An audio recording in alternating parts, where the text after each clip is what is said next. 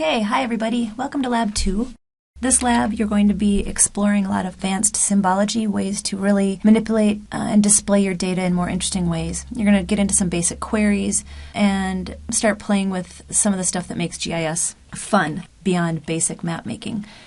This first set of slides is supplemental to your book. I'm not going to go through these in detail. I've made this available as a PDF, and there's a lot of information on these slides that I wouldn't normally do in a PowerPoint presentation, but because this is distance ed, I kind of packed the slides with information, mostly just to give you examples, visual examples of what this stuff looks like that your book doesn't give you.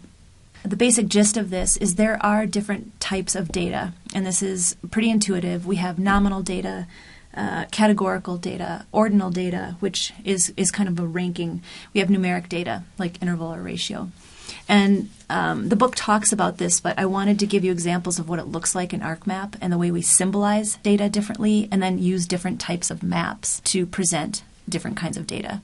So that's the big gist of it. This should be pretty easy to follow from the slides, but I'm going to let you do this at your own pace. Yeah, interval data, I think this is something that it helps to just Google and read from a couple different sources. The difference between the numeric kinds of data, the thing that distinguishes these two is that interval data has an arbitrary 0 point.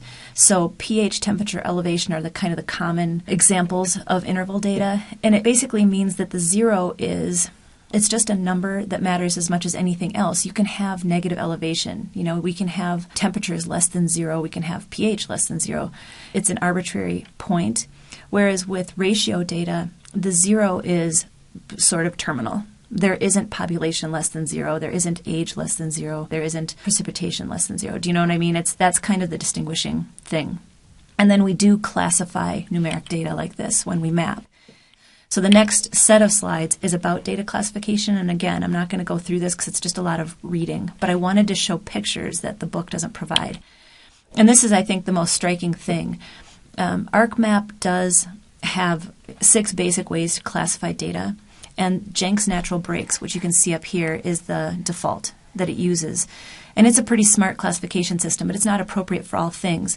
But just notice what you can do with different classifications, how differently something simple like population can be displayed.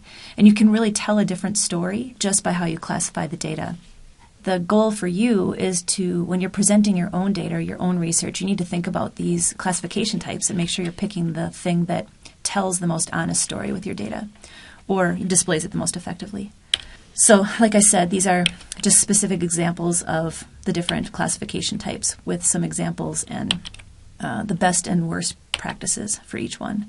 So I want to go over a couple of tools that you're going to be working with in this lab and just give you a basic exposure to them. This is a polygon map of the United States, obviously. Know that all spatial data has some kind of information associated with it. And the coolest part about vector data, which is what this is the attributes that are associated with it. This is something that raster data doesn't have, is the ability to build an attribute table with hundreds of different attributes about each feature. So here we have a polygon, a feature that represents each state. And if you go to the attribute table, which you access by right-clicking in the table of contents in ArcMap, each record has a numeric identifier, tells you that it's a polygon, which is obvious in this case, gives you a name for that feature.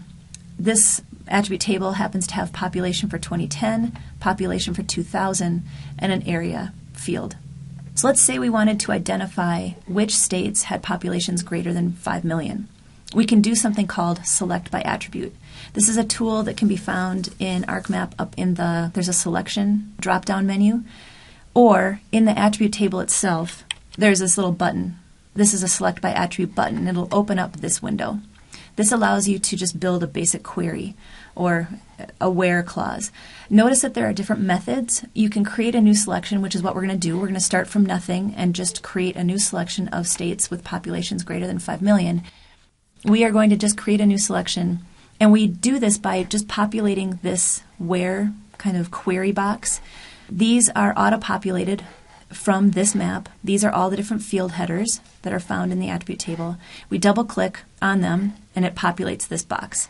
We use these buttons for, as my point is, I would recommend using these buttons and not manually typing these in. These are really sensitive queries, and if you have an extra space or no space or use quotes when you shouldn't use quotes, it'll just give you errors. You double click on these to populate down here and use these buttons whenever possible. So in this case, I manually typed in 5 million, but this Get Unique Values button will populate this box with all the values from the field that you are trying to calculate. And using these is also another way to reduce errors when you're running these queries. So population 2010 greater than or equal to 5 million, you hit apply, and this is what pops up.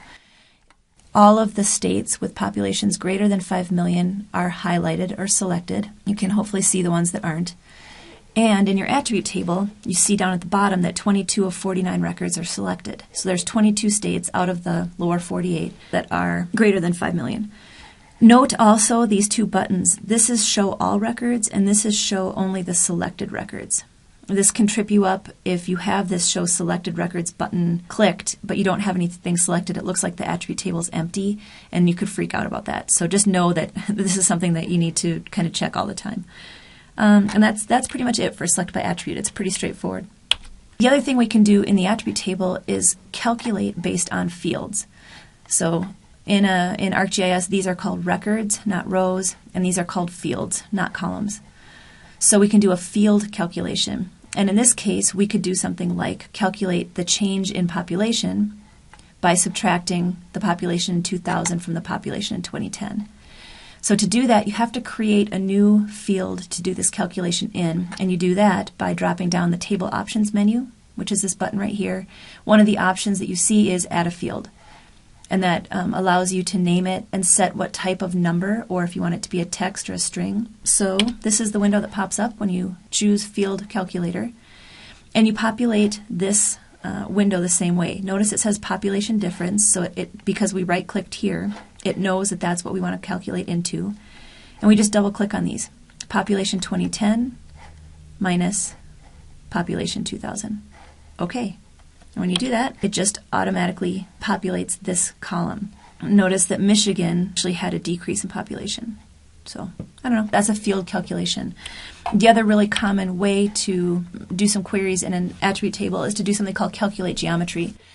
And this allows us to calculate the area, or if it's a polyline shapefile, you can calculate the length of each line. If it's a point shapefile, you can calculate the XY coordinates. So same thing, you have to create a new field first. So Options, Table Options menu drop down, add a field. When you're doing geometry, I recommend always including the units. So if you're calculating area, if you're calculating it in acres or meters squared, miles squared, whatever it happens to be, make sure you put the units in here. It's going to save you a lot of headache later. You usually end up recalculating these to test it. Here's the window that pops up. You right-click on your new area field. Again, for polygons, it's going to give you area, but you can also calculate. You can drop this down and calculate perimeter. You could calculate the XY coordinates of the centroid of the polygon. There are other options here, but it's going to populate area automatically for you. You want to make sure you change the units, obviously, to fit your needs. This is getting a little ahead of ourselves, but the coordinate system or projection for this data is set at a Lambert conformal conic projection, and this is a projection that preserves shape. So for displaying, it works really great. But because we want to calculate area, we want to choose a projection for this data that works to preserve area specifically and make these measurements the most accurate.